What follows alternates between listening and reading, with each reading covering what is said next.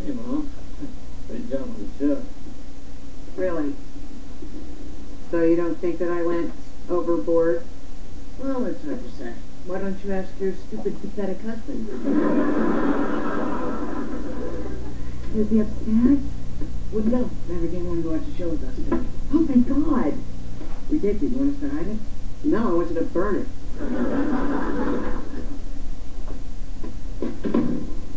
Hello, Jill. Goodbye, Mom.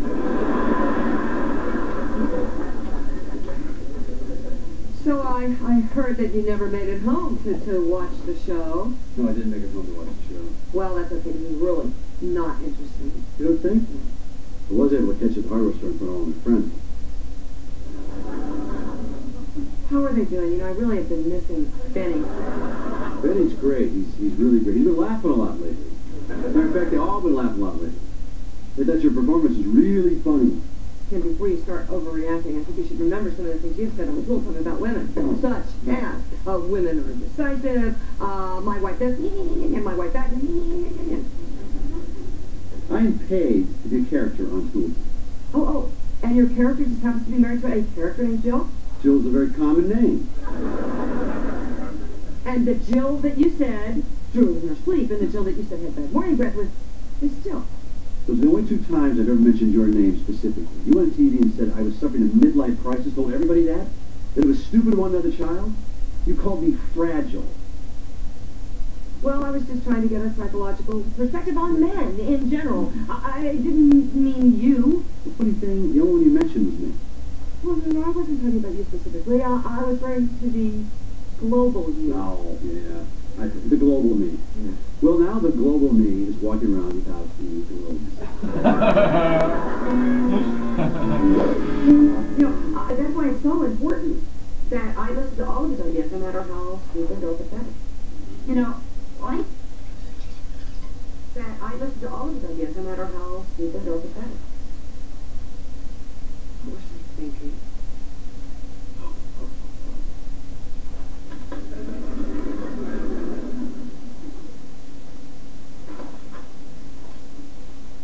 Wilson, is that you? Oh, I'm so sorry, neighborette. Good thing I wasn't juggling chainsaws. Yeah. I didn't know you juggled. Oh, yes, indeed. I'm a little bit rusty. But in my younger days, I worked in the circus. As a matter of fact, I roomed with the two-headed man. You split the utilities three-way?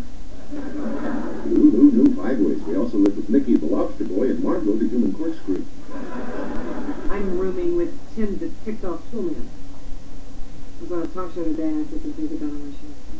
Well, Tim's done that to you on tool time. Yeah, but I said that he was stupid and pathetic. Oh, my. What caused you to do that? Well, I don't know. All these women were trashing their husbands, and I didn't want to do that. I wanted to explain Tim's behavior. What were these women? Oh, no, they were very successful professional women. One was a doctor, the other was a pharmacist. Oh, I see what you're saying.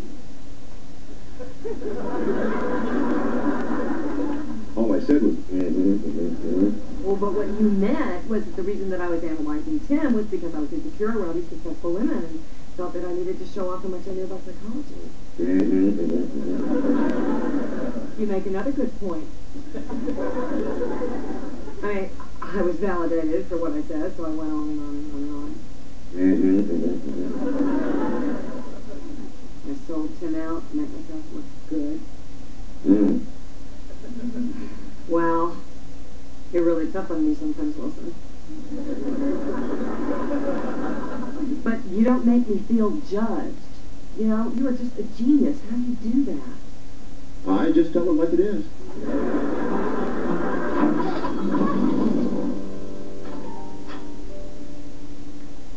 Hi. Hi there. How are you doing? Well, not as good as the woman that had it all. Got it back, stepped on the ground and rubbed my nose in it. What's all this? I know I shouldn't have said what I did, so I think your favorite meal is just sort of pizza. worse, not worse. As an appetizer, liverwurst. I guess you could say this is my worst meal. I say it about all your meals. I didn't mean to talk about our private life. I guess once I got surrounded by all the successful women, my self-esteem issues were triggered, and I wanted to impress those I've accomplished my big fight. Honey, back the Freud failing up there. You got carried away. You trying to show off to the girls? That was the butterfly. Yeah, that's right. You got it. I do it all the time. I'm told. No, I know how you do. So you're not going to hold this against me? No, I'm a guy. I let this happen. I do want to ask one thing. Are you ticked off at me for making me go through this midlife thing? Well, you know, sometimes it is hard for me to keep up with the changes in life. But I love that you're experiencing all these new emotions that you never got to have. I hate no emotion. I hate all emotion. It did make me appreciate what you have to go through every day. What, being married to you? No, being in front of the camera, putting it out there in front of everybody. I mean, how do you get over being nervous? There's a little thing I do to relax. I make fun of women. It's spring again. The time a young man's fancy turns to cheese. That's right. And check out Saginaw's new line of spring cheeses. When it's springtime, it's string time.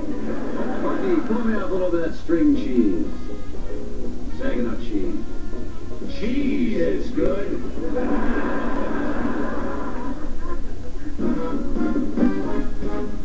Welcome back to Tool Time. It's that magic moment. That's right. We're about to reveal Tim's completed hot rod.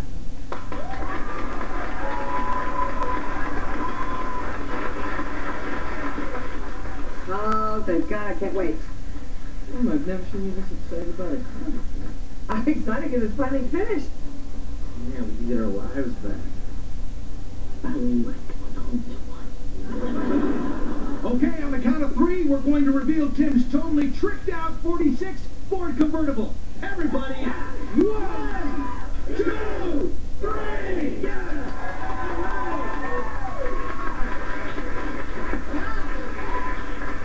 Hey, Tim, there's no upholstery, nothing. You were supposed to finish this. What happened? Well, after we changed the color of the convertible top, I had to take the upholstery out because the seats didn't match into the side panels. The motor is, the maroon didn't match around the car, so I'm repainting that too.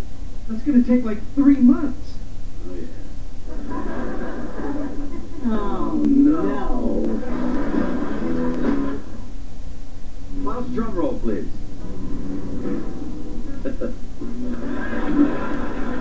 Funny color, Jim? It's a funny color.